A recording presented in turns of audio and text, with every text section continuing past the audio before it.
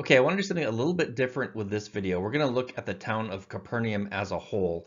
It intersects so many different stories in the life of Jesus' Galilean ministry that I think here it makes sense to take a longitudinal view of the town of Capernaum. This comes from Dr. Todd Boland's Pictorial Library of Bible Lands. He's got a whole set on just about every city that is of note in the Bible. And so let's take a look at Capernaum. Jesus concentrated many of his ministry activities here along what we would say the northwestern shore of the Sea of Galilee. So you see Bethsaida here, Chorazin's a bit inland up here, but a lot of these towns are right on the coast. So you see Capernaum. Tagba is where the tradition holds that the disciples were called in the early days, and then is also the setting of the John chapter 21, where after his resurrection he meets the disciples on the beach, and that's kind of where he restores Peter, which is just a beautiful story. And so it's become known as Restoration Beach. It's a very cool place to visit. One thing that makes Capernaum such a strategic location was it was at this hub right here of what was called the Via Maris, or another name for it is the Great Trunk Road.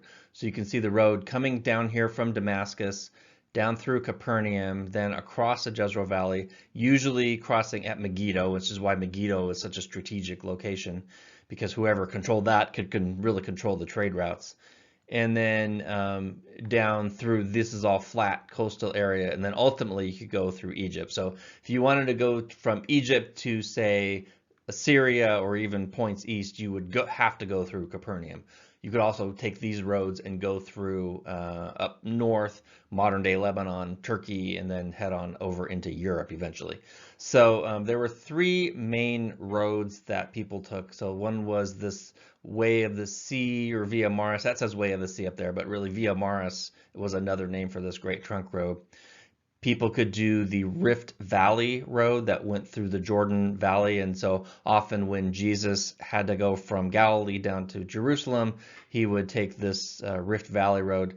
And then there's another one over here called the King's Highway, and that's another major road that really skirted to the east of these lands. The problem with the King's Highway is pretty dry, not a lot of water, except in certain spots. So people tended to use this Great Trunk Road more than anything.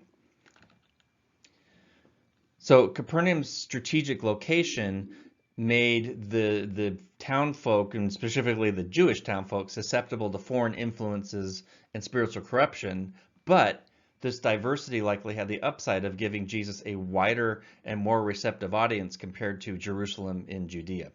One issue with Matthew 4:12 is Matthew writes that Jesus withdrew to Galilee, and that in our minds we think of he went from a hustling, bustling, busy town to some secluded rural area. Not quite true. He withdrew from the hypercharged religious environment of Jerusalem, where he would probably have continued to attract fame and therefore unwanted attention. But Capernaum was anything but secluded. It was a major intersection on this Great Trunk Road here. So if you wanted to start a ministry, you'd want to be where there would be people and the word would spread, and you'd attract people from all across the empire. And so that's what Capernaum is. This is a road marker of the Via Maris. It was discovered in 1975, and it bears the inscription, Emperor Caesar, son of the divine Trajan, conqueror of the Parthians, grandson of the divine Nerva, Trajan, Hadrian, Augustus. So sometime after Jesus, this milestone was put up. But what's interesting is Capernaum would have had a customs office, which is where Matthew was. It also would have had a strong military presence as well, because it was just such a great strategic location. So Jesus, in a way, was more accessible, yet he was more vulnerable because he had the eyes of Rome constantly on him. As Aubrey Taylor, who wrote an article in the Lexham Geographic Commentary, she states, by placing himself here, his message spreads and God's larger work of restoration has begun.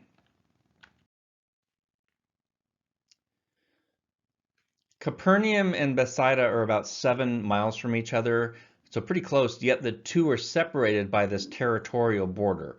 So really it was like two different nation states that separated them.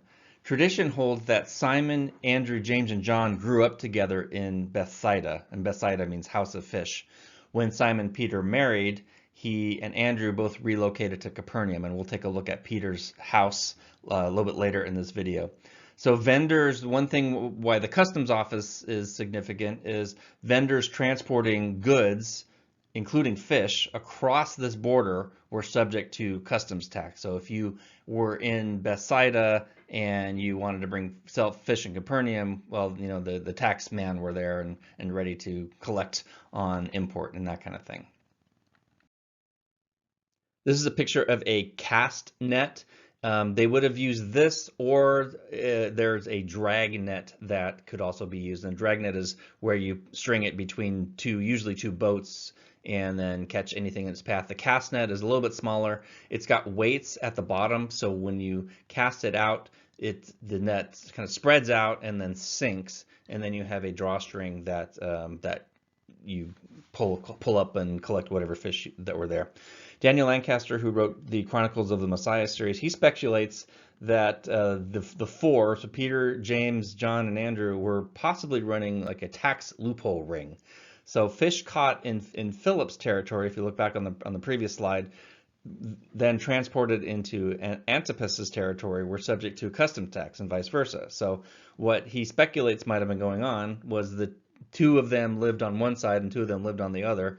So regardless of who caught what, any fish that were destined for Capernaum were claimed by Simon and Andrew, and any fish destined for Bethsaida were claimed by James and John. Thus, the customs tax would be avoided because you're not importing anything technically.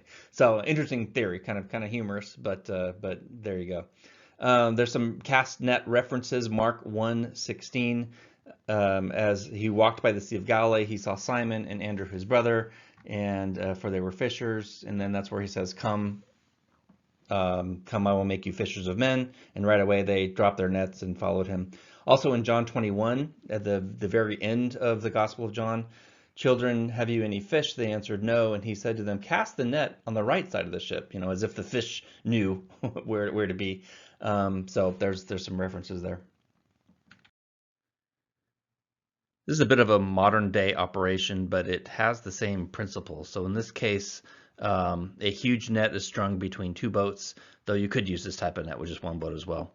One end of the net would have rocks or other weights to cause it to sink, and the opposite would have cork, usually, that would cause it to float. And these things could get up to 500 feet long, so these are just huge nets.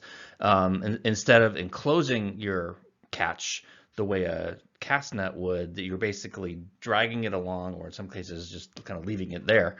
And what would happen was there would be two layers. So the first layer would be wide enough for a fish to get in, but then the second layer would be, you know, mesh and very fine, and then they would get caught up in that and couldn't get out. So you then would haul these up and you know, catch your prey, and you could do this several times a night on a good night. We know the disciples had a couple nights that weren't so good, and Jesus came to their rescue there. So then after they were done, they would come in and clean off the net, get the dirt or the silt from the bottom of the lake out, and then do it all over again.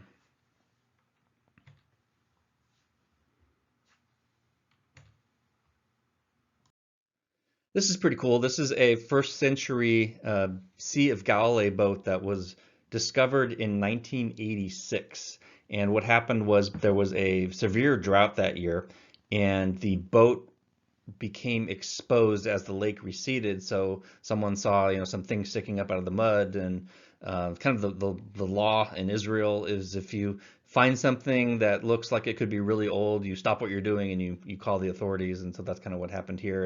And they did this whole preservation process, because once it was exposed to air, the wood just started disintegrating immediately. So they have this whole foam injection process. Very cool. There's a Following the Messiah video that has this, and they're on site there. So I will link to that down below in the description section, so you can check out that video. Very, very cool process. Here's a reconstructed of the same boat. So we had a very good idea of what the first century fishing boats were like, and you can just imagine the boat being tossed by the waves, and you can see Jesus below sleeping, and come on, master, don't you know that we're about to perish? So pretty cool. Here's an aerial view of Capernaum. So you can see today it's pretty spread out, pretty remotely populated, but back in Jesus' day it would not have been.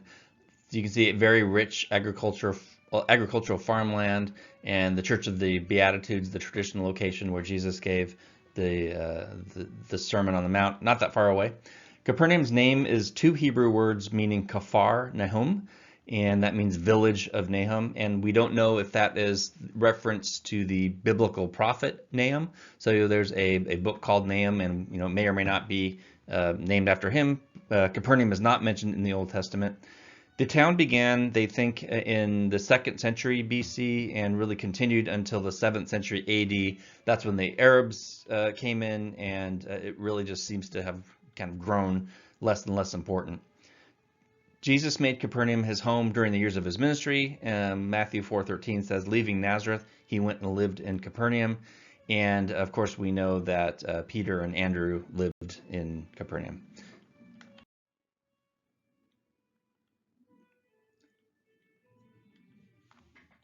All right.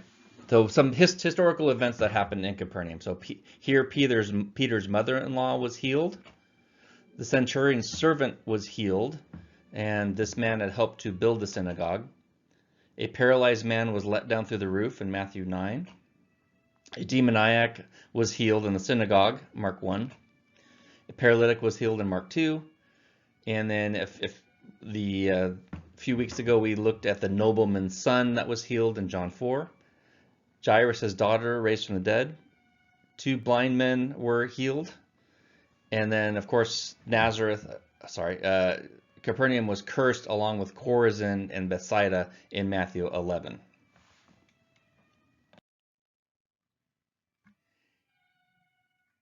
Here's another aerial shot showing the great synagogue that has been restored or discovered and partially restored, and then Peter's house, which looks like a modern UFO, but that's actually a Franciscan church that covers the remains of what we believe is Peter's house.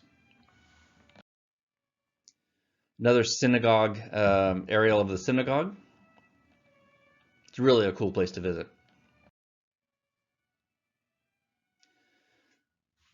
So as you enter the town, we just remember that this is where Jesus called his first disciples, and Jesus taught in the synagogue there during Shabbat, and all the other miracles that we listed on the previous slide. This is a picture I'm glad we have. It is taken before the modern church was constructed, so this is in the late 1980s, and archaeologists are fairly confident this is the house of Peter. This is an artist impression of what the house, or more specifically house complex, might have looked like. This is not just one family living in this somewhat large space. It was probably multiple families living in each of these rooms. So by that view, these rooms were pretty small, which indicates probably not an affluent community. So these stones here are what you can see today. And from that, the artist depicted what the wall structure might have looked like, and then from that, they drew the house. So this is, one of these buildings. One of these was where the hole was punched in the roof, and the paralytic was lowered and healed, as we can read about in Mark chapter 2. Here's a picture of the modern church with that covers Peter's house, so you can actually go up in this area and look down and see the original stonework. We've got other houses in the Capernaum village that are here in the foreground here. This is like black basalt stone, and it's just held together with mortar.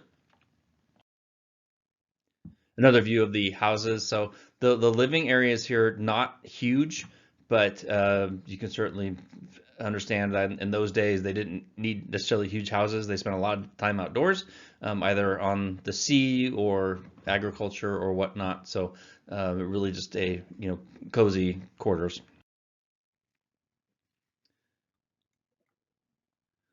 Here's the Capernaum Synagogue as seen from Peter's house. So it's really The synagogue in Capernaum was the most impressive of all of the Galilean synagogues.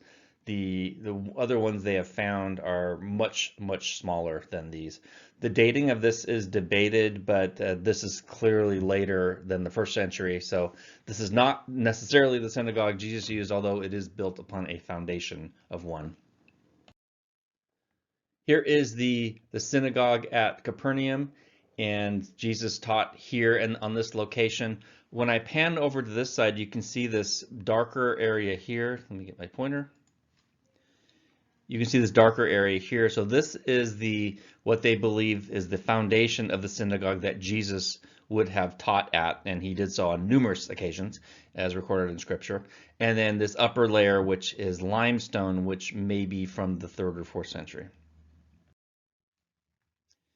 All around the synagogue, there's these ornate carvings into the stone. This one is a palm tree. There's pomegranates, there's grapes, there's various, the menorah from the temple is in one of them. It's really beautiful.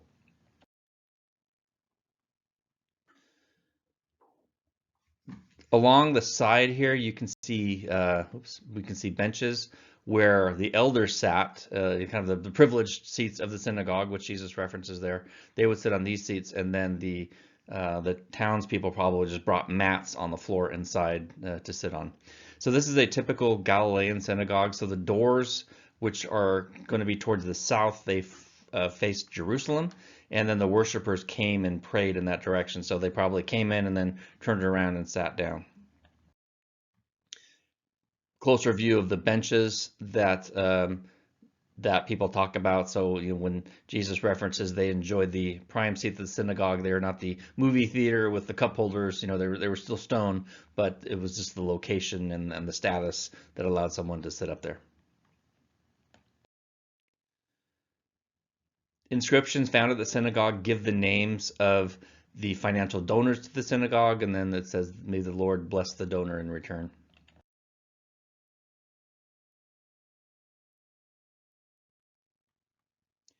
Here's a closer view of the 1st century wall. So you see this darker stone, and then on top of that sits the white stone. The dating is somewhat controversial, but definitely by the late 4th or early 5th century, we have this new structure being built. Some say earlier, some say the 3rd century. Closer look of the 1st century synagogue underneath with the remains. And the building plan and really the footprint is the same as the later synagogue. So whatever it was still a big structure for that time. Beautiful mosaics that they've uncovered from the floor, and a lot of the synagogues have these artworks, artwork similar to this throughout. It was just very nicely decorated. Another interesting find at Capernaum that archaeologists have uncovered are a lot of these basalt grinding mills. So the fact they found so many that they assume that they were probably manufactured here and then sold or shipped elsewhere. Jesus, of course, used millstones for imagery. In one story that's in 3 of the 4 Gospels, Jesus illustrates the seriousness of causing one of these little ones to sin when he spoke of tying a millstone around a person's neck and casting that person into the lake. So not a pleasant thought. One would sink very quickly with one of these wrapped around your neck. Here is an olive press. So they would bring the olives, pour the olives in this area, and then they'd have probably a wooden pole through the hole there, and then they would just go round and round, and then the juice would be extracted, the oil would be extracted.